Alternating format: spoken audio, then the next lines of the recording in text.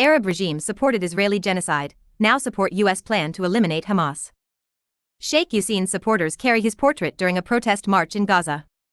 United States President Donald Trump's deceptive 20-point plan to end his government-supported Israeli genocide of Palestinians in Gaza demands disarming of Hamas, representing Palestinians in Gaza, to ensure the security of the settler colonial state of Israel. However, there was no such security for Palestinians whose lands Zionist Jews robbed under British colonial rule to set up Israel, which has been bombing and slaughtering Palestinians for more than three-quarter century. Israeli Prime Minister Benjamin Netanyahu, declared a war criminal by International Criminal Court, ICC, deserved to be tried in a Nuremberg-type trial which punished German Nazi war criminals. Instead, he was rewarded with a U.S. plan to wipe out Hamas and eliminate Palestinian struggle for freedom and justice.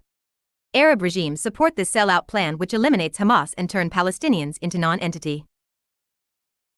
It is worthy to note that this so-called peace plan comes from President Trump, who together with former U.S. President Joe Biden spent $30 billion American taxpayers' money to fund Israel's genocide of Palestinians and the destruction of Gaza. This comes while Netanyahu claimed that he feels very connected to the vision of a greater Israel, which includes occupied Palestinian territory as well as parts of Egypt, Jordan, Syria, and Lebanon. UN Commissioner Navi Pillay, who criticized Trump's Gaza plan for its exclusion of Palestinians from transitional governance, said a ceasefire proposal does not alter the UN's finding that Israel is responsible for genocide. Who is capable of ensuring that Netanyahu doesn't violate the ceasefire deal? Questioning the credibility of the plan, columnist Rafat Jawed asked whether Benjamin Netanyahu can be trusted with the Gaza peace plan. Who is capable of ensuring that Netanyahu doesn't violate the ceasefire deal once all the hostages are released, just like he did in March this year? Sick and tired of Palestinian leader Yasser Arafat's sellout agreements and compromises with Israel, respected Islamic scholar Sheikh Yassin established Hamas organization in 1987 during the First Intifada's uprising. As dedicated Muslims, Hamas' roots are in the Palestinian branch of the Muslim Brotherhood, and was supported by a robust socio-political structure inside the Palestinian territories. But U.S., hostile to Islam and Muslims, designated Hamas as a foreign terrorist organization, FTO. Its 1988 charter states that Palestine, which include Israel, is an Islamic homeland that can never be surrendered to non-Muslims, and that waging holy war to take control of Palestine from Israel is a religious duty for Palestinian Muslims.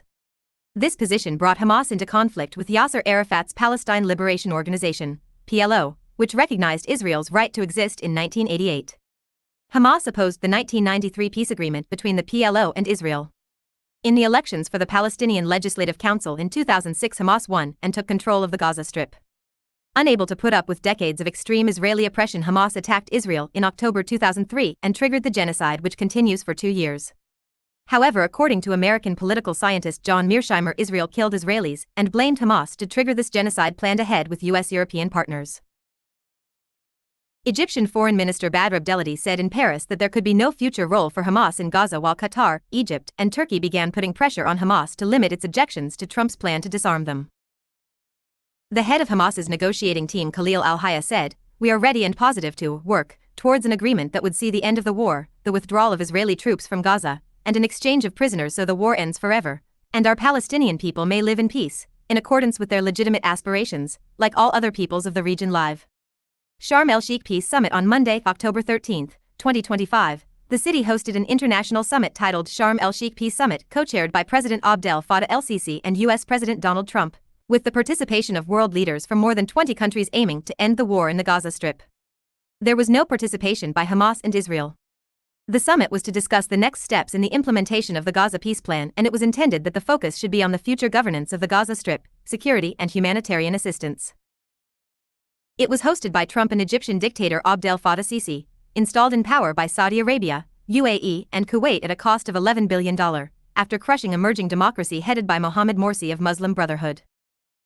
Addressing the Gaza summit in Sharm el-Sheikh, President Donald Trump acknowledged Prime Minister Shehbaz Sharif and his favorite field marshal from Pakistan before giving the floor to PM Shehbaz to deliver a speech. In his speech, Shehbaz said, "I would say this is one of the greatest days in contemporary history, because peace has been achieved after untiring efforts. Efforts led by President Trump, who is genuinely a man of peace who had relentlessly and untiringly worked throughout these months, day in and day out, to make this world a place to live in peace and prosperity," he added. The PM reiterated that Pakistan nominated Trump for the Nobel Peace Prize for his outstanding, extraordinary contributions to first stop war between India and Pakistan and then achieve a ceasefire, along with his very wonderful team. Shameful state of affairs of rulers in Muslim countries. This is the shameful state of affairs of rulers in Muslim countries. These treacherous sellout rulers will disappear, but Palestinians will live to fight for their legitimate rights to ensure their dignity, if not today but tomorrow or day after. Summing up the situation, Palestinian intellectual Azam Tamimi said lasting peace will remain elusive without an end to occupation. Citing the book The War by American investigative journalist Bob Woodward's, one columnist had this to highlight Arab regimes' hatred towards Hamas. Anyone who reads the book and the conversations it documents between U.S. Secretary of State Blinken and a number of Arab leaders will be shocked to discover that the stance of countries like Egypt, Jordan, the UAE, and Saudi Arabia was not one of silence or abandonment of the people of Gaza, as was previously believed. Instead, the details presented in the book suggest that the governments of these countries are complicit in the destruction of the Palestinians, just like Israel. Complete indifference to the scale of Palestinian bloodshed. The reader is astonished by the agreement of Arab leaders, from Jordan, Qatar, Saudi Arabia, Abu Dhabi, and Bahrain, on the necessity of waging war on Hamas and eliminating it, coupled with their complete indifference to the scale of Palestinian bloodshed. Blinken flew to Abu Dhabi to meet with the president of the UAE, Mohammed bin Zayed, who was the most extreme among all the Arab leaders he met, insisting that the war must not stop until Hamas is eradicated in Gaza.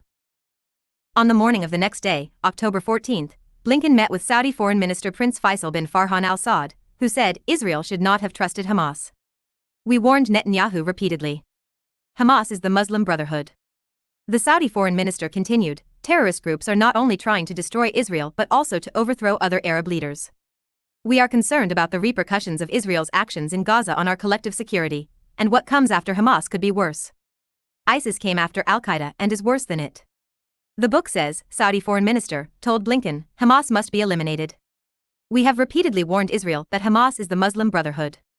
We can give Israel the space and time to eliminate Hamas, but Israel must also help us by allowing humanitarian aid in so as not to provoke the Arab peoples."